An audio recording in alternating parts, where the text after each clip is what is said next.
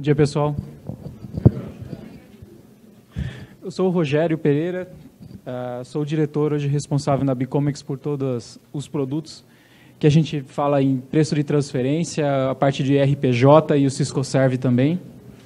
Complementando a apresentação que o Anderson passou aqui para nós, agora na parte da manhã, eu vou continuar falando agora sobre preço de transferência e um pouco da ligação desse assunto junto ao ECF. A gente sabe que nós vamos ter agora o novo Bloco X, como a gente viu, com as informações de preço de transferência lá inseridos. E é importante a gente entender também a prática de preço de transferência, o que vai afetar, então, de fato, na ECF, e até como tratar esse assunto de uma forma mais controlada, mais extensiva dentro da companhia. Tá bom? Fiquem à vontade, se vocês precisarem, perguntas, interrompam, a gente vai respondendo pontualmente.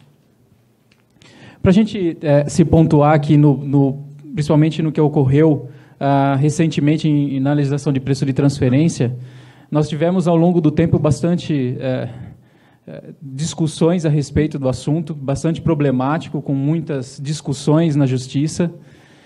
Em 2012, no final de 2012, nós tivemos uma mudança bastante significativa, que foi através da nova lei, da 12.715, foram instituídas uma série de novas regras a fins de preço de transferência, que alterava principalmente na parte de importação, que era mais problemático, que era o método PRL, e trouxe algumas outras reflexões, alguns modelos diferenciados, por exemplo, para quem importa e exporta commodities.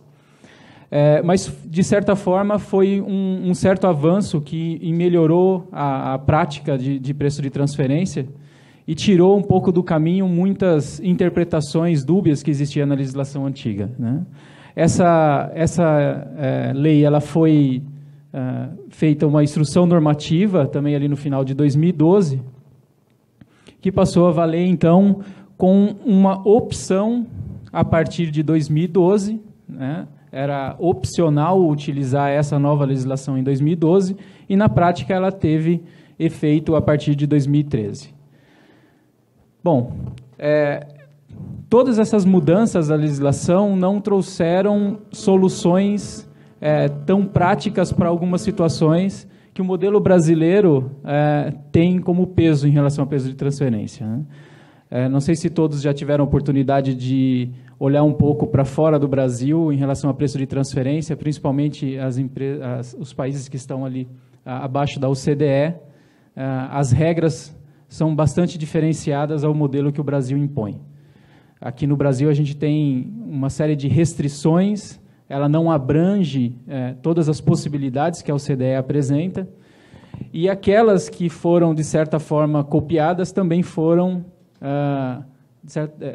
no detalhe, bastante alteradas e complicadas, vamos dizer, né? Então, algumas questões que o modelo brasileiro, de fato, pesa, né, para o contribuinte. O conceito do arm's length, ou seja, a ideia de que no preço de transferência você vai olhar para o mercado e analisar se aquela operação que você está fazendo ela também reflete o que o mercado transacionaria, não é aplicado na totalidade no Brasil.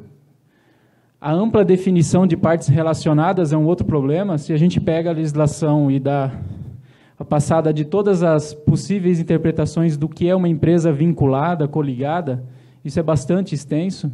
Então, a gente tem as situações que até o terceiro parentesco, né, que faz parte da sociedade das empresas, pode caracterizar um vínculo, né? Isso é até difícil de medirmos isso no dia a dia.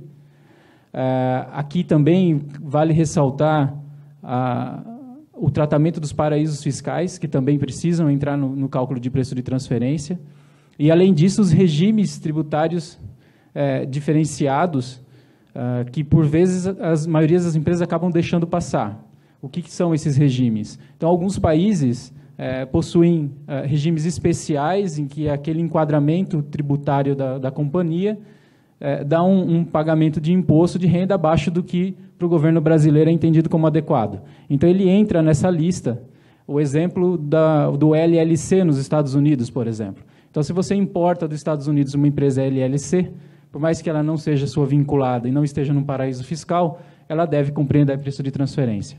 Então, essa abrangência de partes relacionadas é bastante complicado de se controlar no dia a dia. Margens de lucros pré-definidas, né?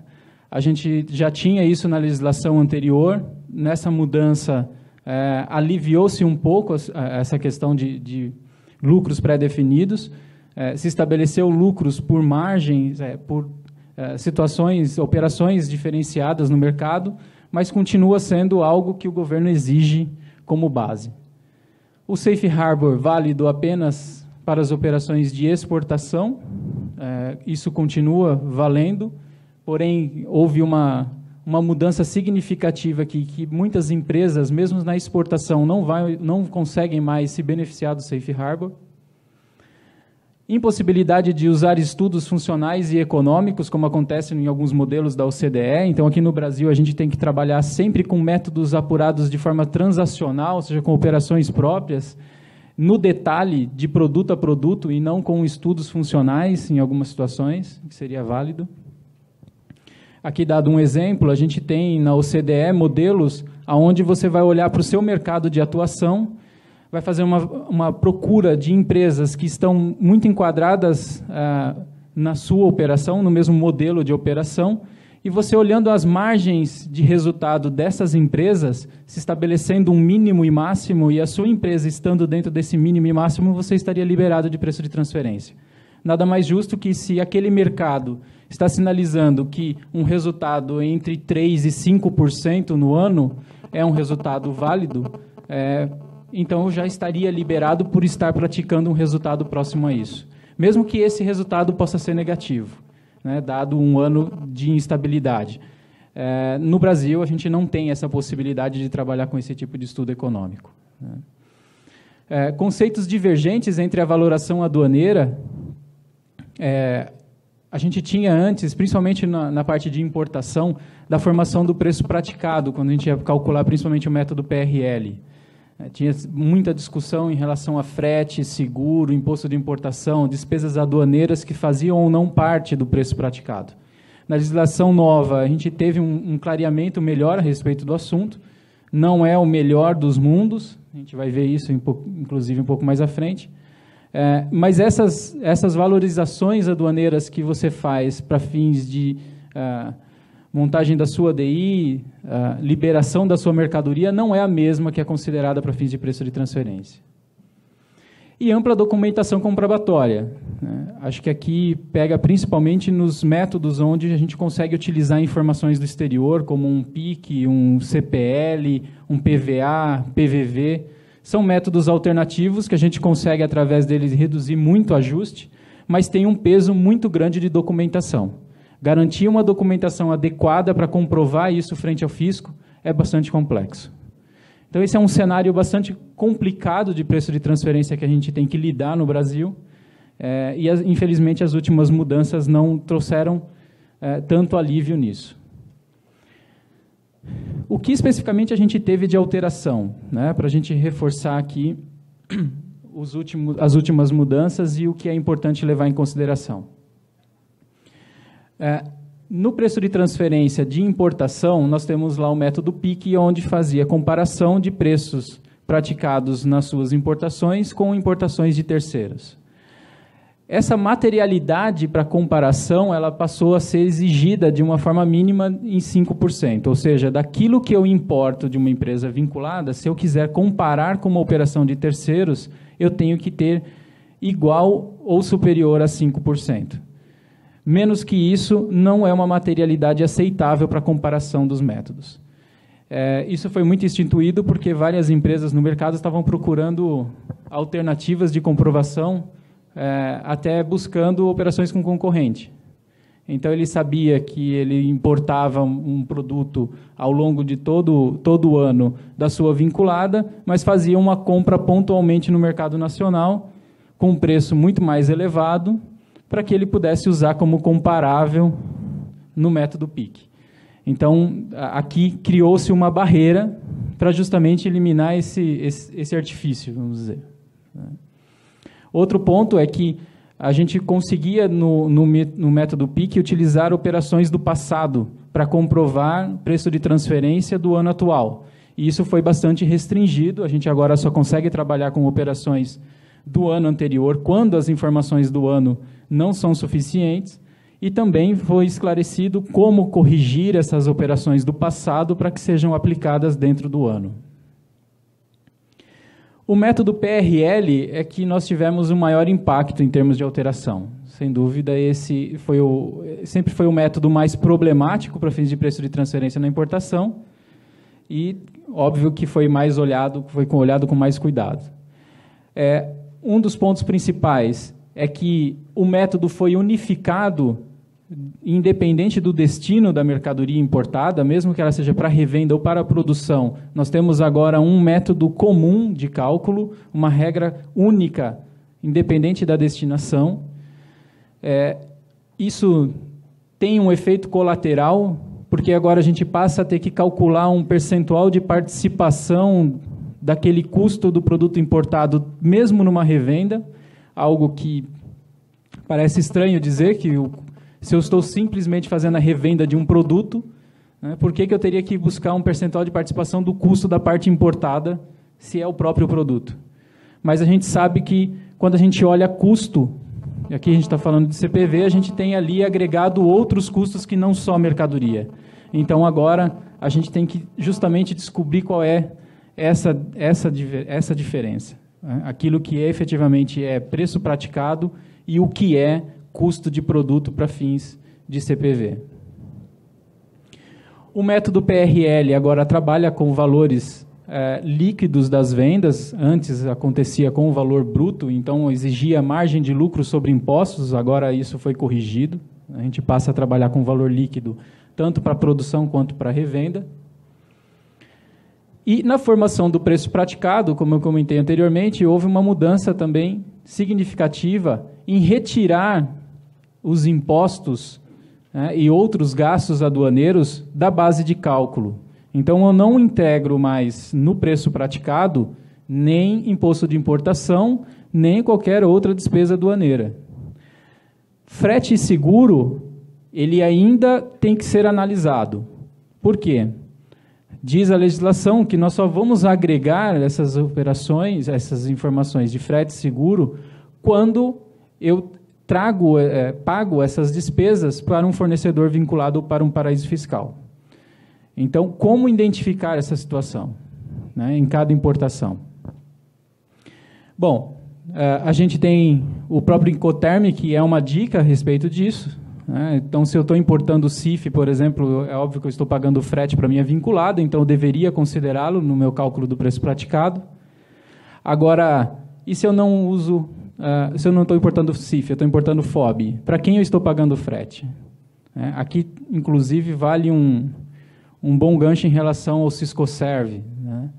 Que também é uma briga enorme se nós devemos ou não registrar o pagamento de fretes internacionais no Siscoserv ou não.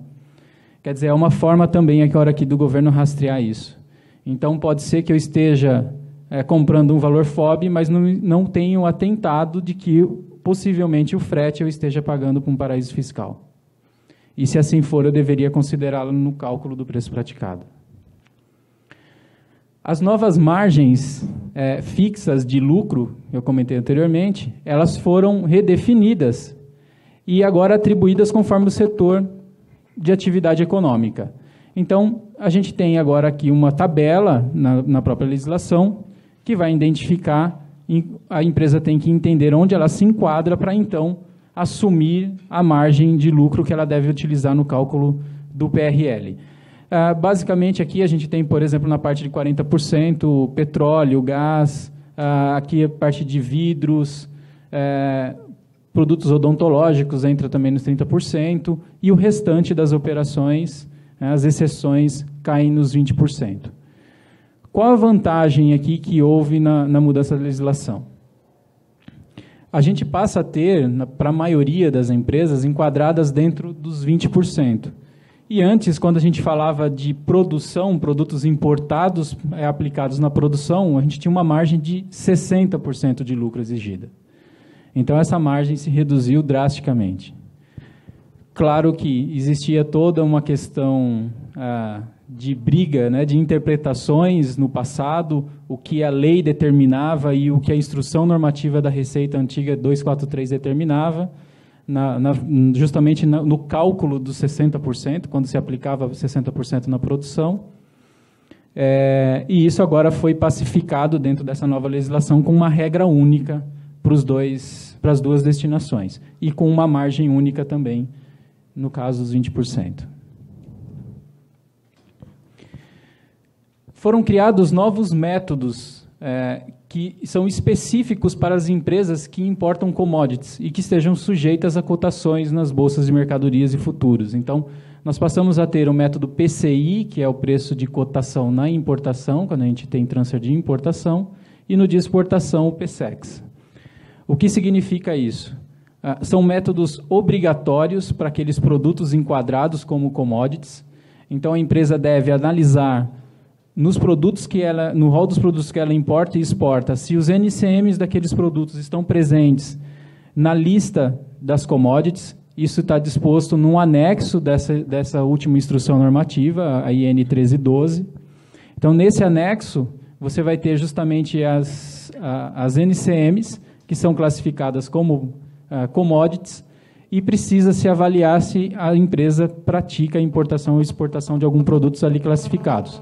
Outra questão é que isso tem que ser concorrente também com relação às bolsas, né? Se você for pegar esse anexo, a gente vai ver que tem, por exemplo, a parte de carnes, né? Ele coloca o primeiro prefixo do código da NCM. Então, teoricamente, tudo que você importa, por exemplo, ou exporta de carnes que começa com aquele NCM estaria dentro do cálculo de commodities. Mas, por exemplo, quem exporta frango, ok, exporta o frango bruto, ele é cotado, ele tem cotação. Agora, se eu exporto a asa do frango, né, não tem uma cotação de bolsa para a asa do frango. Então, você precisa analisar se o seu produto é um commodity e se ele tem cotação em bolsa, para então aplicar os métodos PCI e PSEX. Outra mudança foi em relação à parte de juros, a parte financeira, pagamentos e recebimentos de juros em operações de mútuo, por exemplo.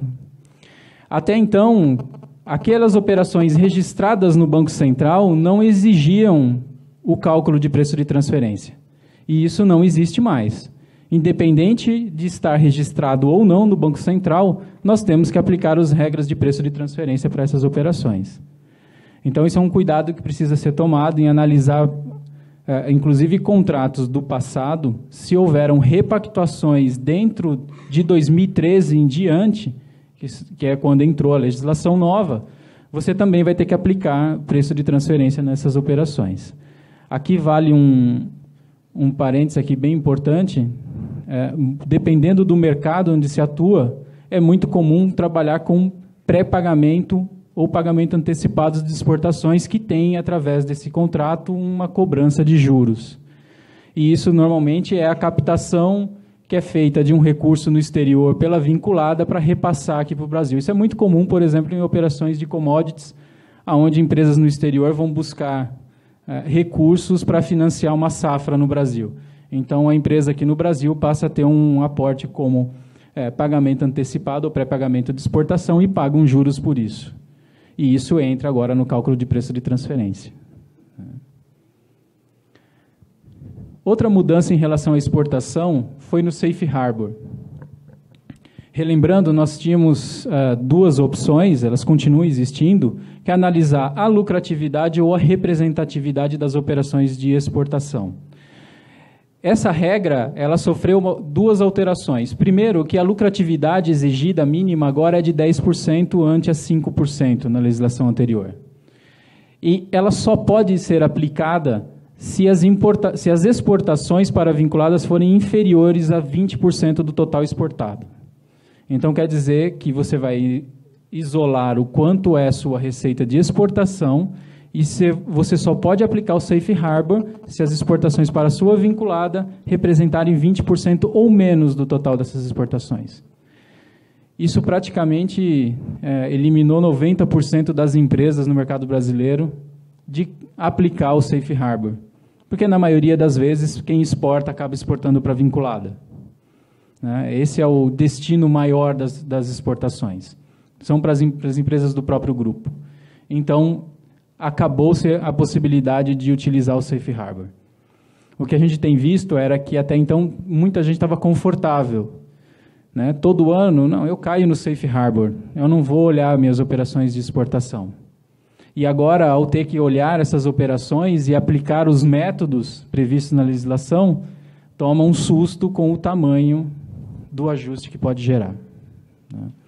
Então, é importante fazer essa análise com o máximo de antecedência para evitar esse tipo de surpresa.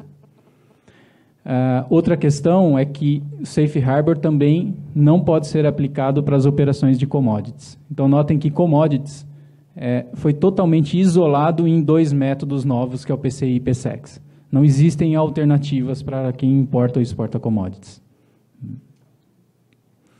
E o que eu comentei anteriormente, todas essas mudanças elas foram válidas a partir do ano de 2013. Então, quer dizer que o preço de transferência de vocês do ano passado já deveria refletir todas essas mudanças. Em 2012, ela foi opcional. Então, o contribuinte poderia ou não optar por essa regra a partir já de 2012. Para muitas empresas era vantajoso, para as outras não. Depende muito da característica, principalmente na parte de importação. Tá?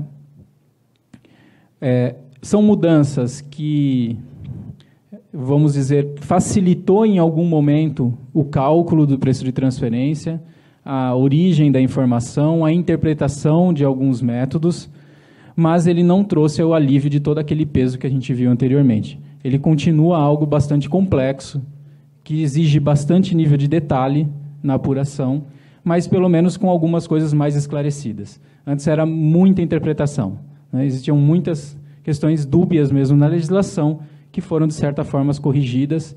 Não vamos dizer que foi para o bem, mas foram corrigidas, pelo menos, para que se pacificasse e tivesse um caminho único para o assunto. Em relação ao ECF, o que, de fato, o preço de transferência vai afetar dentro do ECF? Como o Anderson comentou, a gente passa a ter agora, dentro do bloco X da ECF, registros que são específicos para fins de preço de transferência. São exatamente as mesmas informações que eram disponibilizadas na DIPJ quando você preenchia as fichas de 29 até a 33. São exatamente as mesmas informações. A mesma disposição de dado, a mesma regra de sumarização. Nesse ponto, a gente pega o manual da ECF e não tem nenhuma surpresa. Exceto que antes, a gente tinha uma limitação de informações. Quando a gente preenchia a DIPJ, até a DIPJ de 2012, a gente colocava as 50 maiores operações. A DIPJ com informações de 2013 já passou a exigir as 200 maiores operações, tanto de importação quanto de exportação. E agora, dentro do manual da ECF, a gente não tem mais essa limitação. A única limitação que prevalece é 80% do valor transacionado. Então, pode ser que se eu tenho uma pulverização nos produtos que eu importo ou que eu exporto, pode ser que eu tenha que informar 500, 600, 700 produtos dentro da DIPJ. Porque até eu conseguir detalhar 80% do valor transacionado, vai um caminhão de coisas. Então, era muito comum a gente encontrar empresas que olhavam as 50 maiores operações ou passaram a olhar as 200 maiores operações para fins de cálculo. E se limitava a isso, porque era o necessário para preencher a DIPJ. E agora precisa tomar bastante cuidado, porque o número não vai ser mais esse aqui. Isso pode se expandir bastante e virar... a gente se livrou da ficha do IPI, mas aqui pode estar um vilão de muita digitação, muita informação detalhada que precisa ser colocada. É importante lembrar que todo o reflexo da sua apuração sempre vai na DIPJ. e sempre vai na DIPJ valor de ajuste que pode compreender também operações do passado e que agora vão impactar no ECF. Então, aqueles saldos de bens importados em anos anteriores e que também foram agora vendidos dentro de 2013, a gente também tem que, dentro de 2014, perdão, a gente também tem que considerar para o cálculo de preço de transferência, então vai impactar informações para a ECF também. E a gente tem que se perguntar justamente isso, né? Como nós tratamos hoje a questão de preço de transferência? O que é preço de transferência para a gente? É só para atender DIPJ? Ou eu já estou pensando em fazer o cálculo para atender ECF? É só para atender auditoria? É para ver o que eu tenho a pagar de imposto? Se a gente pratica só uma apuração anual de preço de transferência, provavelmente a gente está fazendo o que nós chamamos como autópsia, né?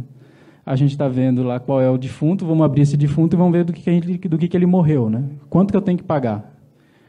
Porque se eu for fazer um cálculo simplesmente anual, eu não tenho como fazer mais nenhuma ação da operação daquele ano para corrigir possíveis distorções e diminuir o cálculo dos impostos. Então, preço de transferência, nós temos que trabalhar pensando em planejamento tributário. É um cálculo que seja feito com mais frequência, não só para a entrega anual. A DIPJ ou a ECF, o compliance dessa operação é uma consequência desse trabalho diário de planejamento tributário. É isso que a gente deve buscar com relação ao preço de transferência. Não adianta queremos brigar contra, né? É um assunto já velho, que é necessário, que cada vez mais o governo pede detalhe. Então, a gente tem que se mexer e realmente começar a trabalhar preço de transferência como algo próprio da operação, e não só mais uma obrigação para ser entregue no final do ano. E trabalhar sempre, sempre trabalhar com apurações mensais. O cálculo de preço de transferência, nós sabemos, é anual, mas ele é sempre uma média anual. Se a gente fizer cálculos ao longo dos meses, nós temos condições de avaliar possíveis distorções de preço e corrigi-las, buscar métodos alternativos, para aí sim você ter uma visão anual e buscar a redução do imposto. Então é isso que tem que ser tratado o preço de transferência, senão a gente vai sempre ficar ali brincando de autópsia. Outra questão importante, temos que abranger todos os itens que o preço de transferência cobre. É insumo, é produto acabado, é serviço, e aqui principalmente agora com o Siscoserve. Até então, como que a Receita descobria quais eram os serviços que você importou e exportou para a vinculada? Era um trabalho muito árduo. Ela tinha que pedir N documentos, ela conseguia alguma informação no Banco Central, mas não tinha todo o detalhe que ela precisava. No entanto, que os processos de fiscalização de preço de transferência até então simplesmente descartam serviços. É raro você ver um processo de fiscalização envolvendo a parte de serviços. E agora, com o Siscoserve, o governo passa a ter uma fonte confiável como ela tem para a mercadoria olhando o Siscomex. Então, lá no futuro, como acontece hoje, quando o fiscal chega na empresa, ele chega já com as DIs que ele baixou lá do Siscomex na mão, provavelmente ele vai chegar com os serviços que ele identificou lá dentro do Siscoserve. Então, não adianta correr mais disso. Tem que ser analisado o preço de transferência de serviço. Operações de ativo imobilizado também é muito complicado no preço de transferência por não ter regras específicas para serem tratadas. Aqui a gente precisa tomar cuidado se esses itens que são importados para ativo imobilizado de alguma forma servem para minha operação comercial, não como ferramenta de trabalho, mas como comercialização, aluguel de máquinas para clientes.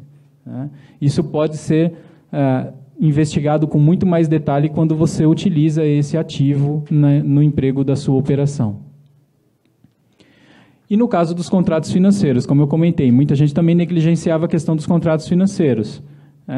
Tudo está registrado no Banco Central. E assim ia. Não é verdade. Cuidado com essa questão. Tem muitos contratos, mesmo do passado, que não eram registrados no Banco Central, e agora a gente tem que olhar com mais carinho ainda, já que não importa mais essa situação de estar ou não registrado. E tem regras bastante específicas e detalhadas a respeito desses métodos para cálculo de juros de operações financeiras. O planejamento tributário é trabalhar preço, principalmente, quando a gente fala de preço de transferência, né? É trabalhar simulações, forecast, então, buscar a operação que já ocorreu ao longo do mês a mês, mas também buscar o futuro, o que eu pretendo ainda dentro, por exemplo, de 2014 importar. Porque pode ser que até então eu tenha um preço adequado, mas as próximas operações podem gerar um ajuste fiscal que vão impactar em todas as operações de 2014. Lembre-se que o cálculo é sempre um preço médio, mas o ajuste identificado por ser um preço médio, ele é unitário e ele é aplicado sobre a quantidade total, ou exportada ou aquela importada e consumida no ano. Então, um ajuste, uma operação errada dentro de dezembro pode ocasionar um impacto no cálculo de preço de transferência que vai afetar o ano inteiro. Então, simulações vão justamente te precaver dessas situações. Análise de impactos comerciais, né? Como funciona a precificação dos produtos quando a minha coligada importa e quando eu exporto a ela? Como funciona essa precificação? Qual é, de fato, a possibilidade que eu tenho em trabalhar essas negociações? Controle de similaridades. Muitos dos produtos que a gente importa e exporta é muito comum terem códigos que foram criados dentro do nosso ERP para tratar a operação por uma questão burocrática, às vezes. A gente vê cliente que cria um código diferente de um determinado produto que ele exporta só porque tem uma etiqueta em espanhol que é diferente da etiqueta em inglês. E esses produtos são os mesmos. Eu preciso tratar essas similaridades e fazer cálculos agregados. Balanceamento de margens. A partir do momento que você tem um histórico de preço ao longo do ano e com detalhamento produto a produto, você consegue trabalhar esse balanceamento, ou seja, buscar junto a minha vinculada a possibilidade de, naqueles produtos onde eu tenho margem adequada, transferir essa margem para aquele que eu não tenho margem adequada. Dessa forma, a gente não vai ferir a receita da nossa empresa vinculada no exterior, mas pelo menos eu elimino um ajuste fiscal aqui no Brasil. E projeções operacionais, para novas operações principalmente. Não deixar que a negociação corra solta dentro da companhia. Vamos primeiro testar se aqueles preços do que você está importando ou está exportando é adequado para, de fato, você realizar aquela operação. E garantir que lá na frente a gente, na verdade, não tenha simplesmente que pagar imposto por uma análise que não foi feita no passado. Os benefícios, sem dúvida, desse planejamento tributário todo é a redução do imposto de renda. Então, a partir do momento que você tem condição de trabalhar seu preço de transferência mensalmente ou trimestralmente, numa situação menos detalhista, você consegue reduzir impostos e criar uma rastreabilidade bastante interessante. E a parte de entrega eletrônica, dessas obrigações acessórias, é uma consequência desse trabalho.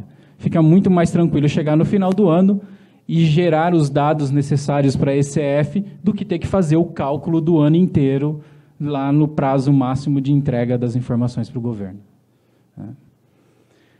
Então, tenham em mente que deve ser trabalhado um processo com foco de conhecer efetivamente a operação, determinar procedimentos e políticas dentro da companhia, para então você preparar, inclusive, os seus sistemas para terem controle de preço de transferência adequado.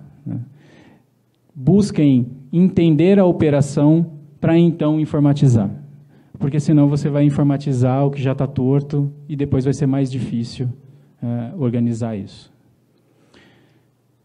Alguma pergunta, pessoal, em relação ao tema?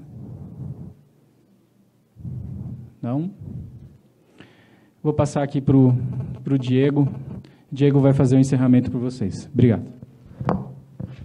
Pessoal, como nós comentamos no início, a ideia não era fazer desse encontro um pré-venda, era mais para promover uma troca de ideias efetivamente sobre a questão do ECF, os novos impactos, transfer pricing, para tirar um pouquinho da conotação terrorista, do tipo, e agora por onde eu começo? O transfer talvez era mais complexo, antes eu tinha CIF Rápido, agora não tenho mais. Então, só reservar esses últimos minutos para fazer uma breve apresentação das linhas que nós temos, como a gente pode estar ajudando vocês também. Essa é uma charge que a gente usa bastante internamente até para a equipe comercial, que é um pouquinho do cenário que nós encontramos hoje no dia a dia. Então, o cavaleiro ali no meio da guerra, desculpa, não tenho tempo para falar com um vendedor. E é justamente esse o contexto que é o principal desafio da nossa equipe comercial, que a gente vê duas grandes explicações. Primeiro, realmente, muitas vezes vocês não têm tempo para sequer atender o que vocês têm de demanda atual, quanto mais para buscar soluções. Então, são equipes enxutas, com processos cada vez mais complexos, a diretoria cobrando cada vez mais. Então, essa é uma das explicações. E segundo, a gente sabe que é um certo trauma por alguns modelos de atendimento que alguns concorrentes nossos levam para o mercado. Então, a gente sabe que muitas vezes uma empresa cobra um valor expressivo para simplesmente chegar para você e falar assim, olha, esses são meus 13 layouts que eu preciso que vocês internamente preencham para que eu possa fazer uma porção de transfer pricing. Então, aqui está a Nestlé que sofria bastante com isso, com relação ao tempo de processamento do transfer para as 3 empresas do grupo, e de repente, quando a gente consegue implantar um sistema, claro, tem um período de, enquanto não tem um go live, é um pouco desgastante, mas depois que você tem esse sistema no ar, efetivamente você consegue ter uma maior gestão, uma maior agilidade, e gasta menos tempo no processo, e gasta o tempo de uma forma diferente. Você não vai estar trabalhando, por exemplo, com os 13 layouts que às vezes uma Big Four coloca para que você consiga fazer uma porção de transfer pricing. Você vai gastar menos tempo para que você consiga efetivamente entender os relatórios que o sistema já gera de forma automática e buscar a redução tributária. Então, esse é um pouquinho nosso posicionamento. Falando rapidamente, esse é o nosso portfólio geral, é uma figura que ilustra bem como que nós podemos estar atendendo todos vocês. Então, basicamente, a parte de regularização de passivo, contenciosos, defesas técnicas, auditoria do seu modelo fiscal. Então, temos soluções sistêmicas que monitoram a entrada e saída de notas fiscais, inclusive comparando o NCM que foi emitido contra vocês na classificação versus o que vocês entendem como correto no seu estoque, para verificar se você está com um entendimento idêntico ao do seu fornecedor. Da parte de auditoria aduaneira, auditoria de impostos, temos uma ferramenta sistêmica que consegue verificar tudo que você envia para o fisco hoje de forma eletrônica, todos os SPEDs, DIPJ, TCTF, PERDComp, Siscomex. Tudo isso eu cruzo as obrigações uma contra a outra para verificar se justamente eu tenho essa coerência entre as informações. Então, esse é um ponto que a gente leva com bastante força para o mercado, tem tido cada vez maior demanda para isso, até em função do aumento das fiscalizações não mais presenciais, vocês simplesmente recebem uma intimação. Quem já fez reintegra conosco, por exemplo, sabe que tentou fazer inicialmente e acabou contratando a solução, o fisco não vai auditar, verificar se a sua base fiscal está coerente. Você coloca a informação na PER para pedir o crédito do reintegra e normalmente já recebe uma intimação apontando quais foram as inconsistências que eles encontraram. Da CFLP que você mencionou no seu SPED está inválida, o dado que você informou do XML da nota versus o que está no SPED, versus o que você colocou na DE de exportação, tem alguma inconsistência. Então, é nisso que a gente acaba focando nessa parte de gestão de passivo, ou pelo menos para evitar o passivo. Essa parte azul são os sistemas que nós levamos para o mercado, não como venda de software apenas. Todos os nossos projetos de venda de solução envolvem uma camada de consultoria muito pesada para garantir que eu consiga revisar o processo antes de instalar a solução. Então, o Transfer Pricing, temos uma ferramenta que funciona integrada aos maiores RPs de mercado, aos principais sistemas fiscais também, para que você possa fazer essa gestão mensal com o menor esforço possível. Siscomex é o sistema que nós utilizamos basicamente como um pano de fundo para todas as soluções. Então, quem já passou por uma fiscalização em Transfer Pricing, por exemplo, sabe que o ponto de partida do fiscal é baixar todas as suas leis do comércio do Siscomex. Então, quando nós vendemos um projeto de Transfer Pricing, normalmente o cliente opta por comprar também a solução Vision Siscomex, para que você tenha a gestão do transfer com o mesmo ponto de partida que o fiscal usa para te auditar. E assim eu também faço o uso dessa ferramenta internamente para montar um processo de drawback, de reintegra, já que basicamente são essas informações de RE, DI, ato concessório para drawback que eu utilizo para fazer esses pleitos. Cisco Serve, é um assunto que é novo para todo mundo, na verdade, mas não tem nenhuma fiscalização em curso ainda, muitas empresas ainda não se estruturaram para ter essa nova obrigação, mas já é uma obrigação vigente. Então, muitas empresas que nós ligamos, não, eu tenho um pouco volume de serviço internacional. Perfeito, mas você tem um volume de mais de 100 milhões de importação e exportação divulgado pelo MIDIC. Como é que está o seu frete internacional? Vocês já se atentaram para verificar? Nem sempre é o seu agente de carga que tem que registrar isso. Normalmente, inclusive, essa é uma obrigação do importador e do exportador. Então, quando a gente fala em solução para a Cisco Serve, a ideia é que não é forçar a venda de sistema para vocês. Inclusive, via de regra, nós nem colocamos proposta para esse modelo sem antes fazer um mapeamento da demanda que vocês têm. Tem muitos clientes que a gente faz um mapeamento, de repente a gente verifica que com um treinamento de 1, 2 dias, faz sentido que ele receba essa consultoria e assuma internamente esse processo, digitando direto no Cisco Serve. Tem outros processos, como de uma ADM, uma Cargill, uma Nestlé, que não tem como você fazer isso de forma manual direto no sistema. E aí a gente tem uma solução sistêmica que fica integrado com controles internos que vocês tenham, com o ERP, para automatizar esse processo. Com relação à biblioteca fiscal, então essa é uma parte do que nós usamos com governança para auditar o que vocês recebem de NCM do fornecedor versus o que vocês têm internamente, verificar se está correto o seu cadastro fiscal. Ficha de conteúdo de importação, que é a FCI, foi uma demanda também não muito antiga, que nós temos uma solução para isso. E no Arauto, porque é setor automotivo, temos, como nós mostramos no começo da apresentação, uma presença muito forte, com praticamente todas as montadoras trabalhando conosco, os grandes sistemistas também, principalmente na parte de benefício fiscal. E essa é uma nova obrigação para quem quer ter uma redução tributária. E RPJ ECF, que esse é um cuidado que nós temos. A ideia de um evento como esse não é fazer um pré-venda, mas só reforçar. Sim, nós temos uma solução que não só ela não foi desenvolvida para gerar ECF, já existia muito antes da ECF, inclusive. O foco dela sempre foi a apuração do imposto de renda, automatizar essa apuração e permitir que a empresa faça planejamento tributário com base nesse sistema. Antes nós já gerávamos a DIPJ, agora com o novo modelo nós adaptamos a saída e contemplamos também a geração da ECF. Perfeito? E aqui na parte verde são as linhas que nós levamos trazendo resultado, crédito direto para a empresa, da parte de defesa e ataque comercial, com dumping, consultorias para dumping e antidumping, planejamento fiscal, créditos tributários, muitas vezes decorrente de um estudo, de um cross-check entre o que você recebeu de nota versus o que você tomou de crédito. Você, de repente, tem um crédito a buscar no Maper, por exemplo, ou regimes especiais, com drawback, com linha azul e Recoff, algumas consultorias prévias, fazer um saneamento da sua base fiscal, muitas vezes é premissa para que você consiga ter sucesso num pleito para uma linha azul. Ex-tarifário, importação de equipamentos sem similar nacional, temos consultoria para montar esse pleito para vocês também.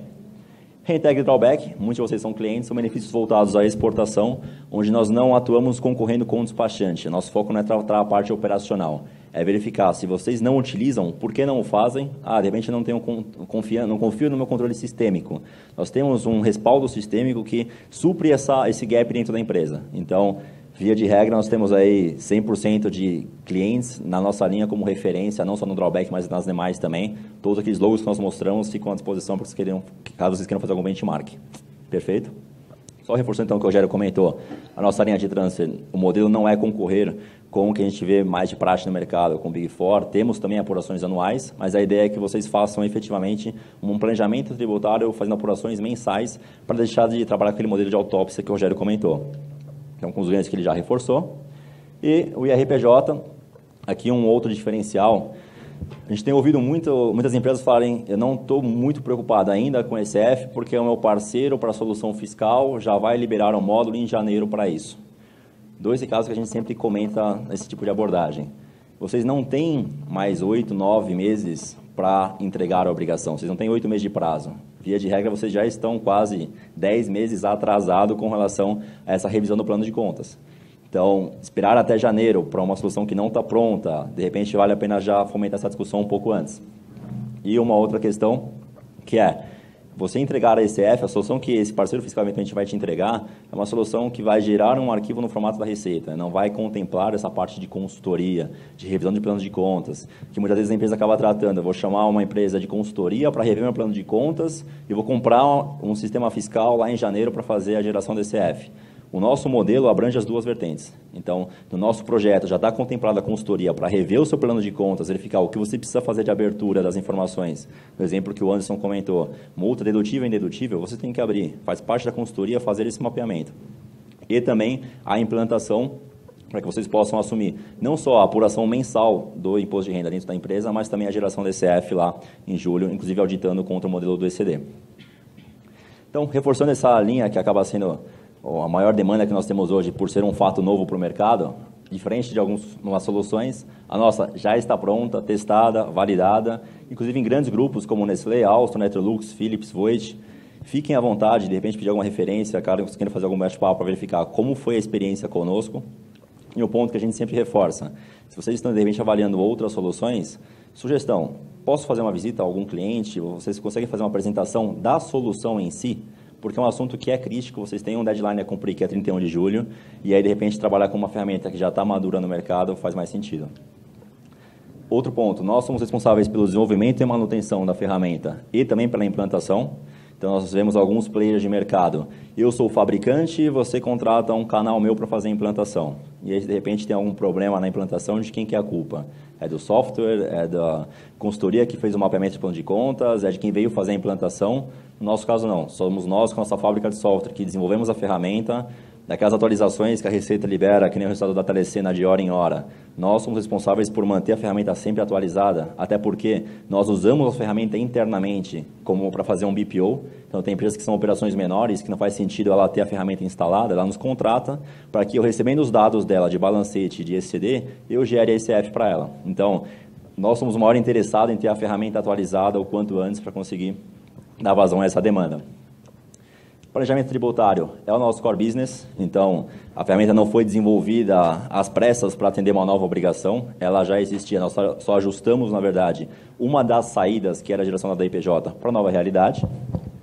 É uma solução full web e 100% integrada com o Transfer Pricing, garantindo também o preenchimento automático do bloco X, para quem já trabalha com a nossa ferramenta do Transfer Pricing Manager.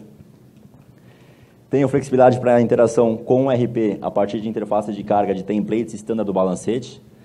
Pode parecer estranho, mas nós garantimos que a implantação do projeto IRPJ Manager, automatizando a apuração do imposto de renda e a geração do ECF, ocorre sem nenhuma interferência com a área de TI, nenhuma integração com os sistemas que a empresa possui. Basicamente, o que eles precisam para atuar conosco é liberar um ambiente, liberar o acesso ao servidor de vocês. Por que isso? Eu não tenho que gerar o balancete dentro da SAP, vocês já geram isso internamente. Então, eu tenho tecnologia para, independente de qual é o RP que você utilize, ou qual é o template que você adote para o balancete, da forma como ele sai do seu RP, eu carrego na minha ferramenta de forma automática. E o mesmo vale para o ECD. Eu não preciso integrar banco a banco com o software que gera o ECD para vocês. O arquivo que vocês já geram hoje, você carrega na ferramenta de forma automática também. Então, isso me dá muita flexibilidade e reduz a demanda para a área de TI, que, via de regra, é burocrático, a gente sabe, ter acesso a alguns ambientes, a algumas integrações com o RP, e, principalmente, é moroso porque eles têm N projetos aí. A questão do ECF é só mais um na pilha de pendências deles. E um outro ponto, diferenciando muito com relação às soluções fiscais que desenvolveram ou estão desenvolvendo, pelo menos, uma solução para ECF. Quando você tem um parceiro que gera o seu ECD, que gera seu SPED, gera suas notas fiscais, e ele te oferta uma solução para gerar também a ECF, você perde um ponto muito importante, que é a possibilidade de cruzar, de auditar a sua operação. Por quê? Eu faço com a minha ferramenta, faço uma apuração no mês a mês com base no balancete. E aí, de repente, eu fechei o mês dentro do SAP, do Oracle, e alguém vai e faz um lançamento fora do período que não é refletido no balancete.